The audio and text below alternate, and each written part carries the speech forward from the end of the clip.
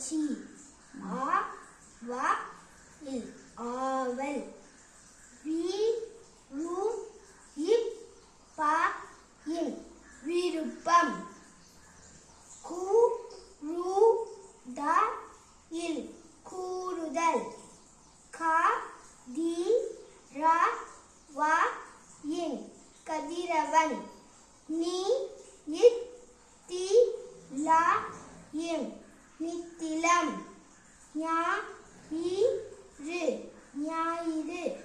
இ ர வ து இரவாது. இ த இல் ஈதல். மி இக் க இர் மிக்கார். ம இக் ம தி இல் இச்சி மகிழ்ச்சி.